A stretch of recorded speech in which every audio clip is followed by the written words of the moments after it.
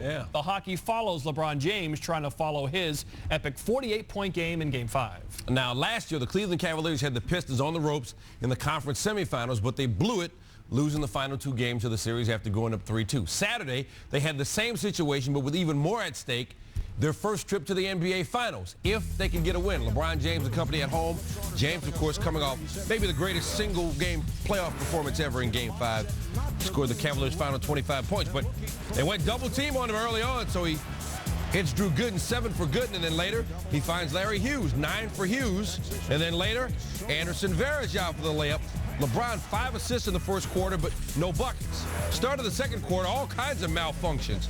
The clock, the scoreboard, the shot clock, the buzzer not working. They brought out an air horn. They thought about going to peach baskets just for continuity since nothing else was working, but they decided against it.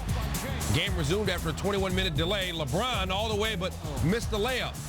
9 points, 0 for 2 from the floor, 5 assists in the first half for LeBron. Meanwhile, Rip Hamilton doing his thing. 16 in the first half for Hamilton, 48 apiece at the break. Third quarter has been problematic for the Cavaliers throughout the series, but LeBron, his first bucket of the game, Cleveland up 1 after 3. We go to the fourth. LeBron's taken over in the fourth the last 3 games. Pistons double team him, and the Cavaliers find a great weapon in Daniel Gibson. Remember, he had a career-high 21 earlier in the series. Knocks down the 3 there. Then LeBron with the rip. All the way, bucket and the foul, just too strong in there. And the Cavs up 9 after the free throw. Under 10 minutes left, LeBron, Gibson, 3-ball, bang, bang, bang. The rookie from Texas doing it big. 8 minutes to go, Pistons down 12. Rashid, offensive foul. And Rashid starts to unravel just a little. Next Cavaliers possession, LeBron drives, Rashid pulls him down from behind. That's number 5, and then he gets a technical, and then it's a complete unraveling for Rasheed Wallace. Has to be restrained, starts yelling at the refs again, gets a pair of technicals, he's ejected, his 7th technical of the playoffs. So even if there was going to be a Game 7, Rasheed wouldn't have been around for it. So under 7 minutes to go in the fourth, Cavs up 12, LeBron, Gibson again, oh yeah, another 3. 5 for 5 from long range, a career-high 31 for the rookie. LeBron with 20 points, 14 rebounds, and 8 assists, and the Cavaliers win it 98-82. They'll move on to the NBA Finals to take on the Spurs. Now, if I told you LeBron would shoot 3 for 11 and the Cavaliers would still win by 16, you would have told me I was crazy. But they did it. Cavaliers, just the 3rd NBA team to come back from an 0-2 deficit to win a conference title. And they beat the Pistons 4 straight after Detroit hadn't dropped 4 straight games all season long. And this time in Game 6, it wasn't a one-man show. They doubled me, and guys stepped in, especially Booby stepped in, knocked big shots down. When they closed out on him hard, he drove the basketball to the rim, got fouled and made free throws. Just knew he was going to be something special. And I mean, tonight was perfect. When I started making shots, he just told me to keep shooting. Keep shooting. Don't worry about nothing. Don't hesitate. Don't worry about anything else. If you got to look, I want you to take it.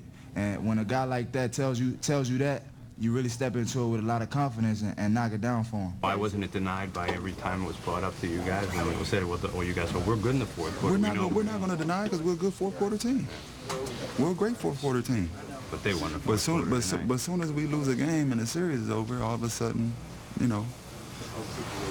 So did the media the problem, you throwing it back in our face. Did the media give you too much credit? No, they did not. No, they did not, because we were great in 4 quarters. We ain't perfect. We could lose too.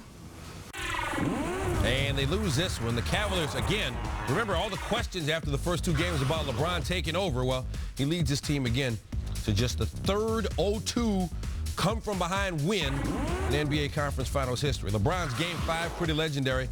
Some pretty good numbers for the entire series. 26 points, 9 rebounds, and 9 assists per game. He nearly messed around and averaged a triple-double for the series. And talk about coming up huge in a big game. Gibson, getting the 31, a new career high. For the regular season, keep in mind, he averaged only 4.6 points per game. But LeBron has found the shooter that he needs when those double teams and triple teams start coming his way. Again, perfect 5 for 5 from deep for Gibson. The last time a rookie put up this many points in a series-clinching win, it was that classic performance by Magic in the 1980 finals when he jumped center for the opening tap and played all 5 positions in that game with Kareem hurt. Mike Tirico and Hubie Brown called this game for ESPN Radio. Well, Coach, we know Detroit talked for 48 hours about LeBron's not going to score the way he did in Game 5. So why did it work for Cleveland as a team in Game 6? Well, Mike, you have to look at it and say, hey, sure, he made passes. Well, the perimeter people stepped up. They made 9 threes. Then the front court people dominated the rebounding by over 20 a game. Then also getting to the foul line 46 times. So, Mike, they put the total package together. And then when you look at what Daniel Gibson did, stepping up with the 31 points, getting to the foul line, making the 5 threes, it was a banner night for the team. Yeah, star born in the series, a second-round draft pick in Gibson. Let's take the big picture. Here's a franchise that 4 years ago had the worst record in the league. They get LeBron in the draft. They now get to the NBA Finals. Hubie, how did they beat a team with all this playoff experience in Detroit and beat them 4 in a row to close this conference final out? Mike, very underrated team defense. When you look at this, they played 6 games. During the season, the Pistons averaged 96 points a game. Now, they were able to hold them 5 games, 87 or less. That's getting it done, and they all played even on the boards. And then LeBron James steps up in Game 5. Daniel Gibson steps up in Game 6. And the star, James, and his team goes through the established team in the conference in Cleveland in the finals for the first time ever. All right, so let's look ahead to the finals now. The Cavaliers will face the Spurs. Cavaliers swept the season series. First game was the first week of the season, November 3rd in San Antonio. Cavaliers won 88-81. LeBron with 35 points, 10 rebounds, and 4 assists. And I think Tim Duncan probably remembers that game and that dunk. They played in Cleveland on January 2nd. Cavaliers won that one too, 82-78. Tim Duncan with 18 points, 15 rebounds for the Spurs. LeBron had just 19 in that game, but Cleveland got the season sweep. And look at that, 78 points. You heard Hubie talking about their team defense and holding the Spurs to 78 points. Pretty impressive. Finals tip-off Thursday in San Antonio. Spurs will host the first 2 games before the series shifts to Cleveland. Remember, it's 2-3-2, so games 3, 4, and if necessary, game 5 in Cleveland. Game 6 and 7 would be in San Antonio. You can see all the games on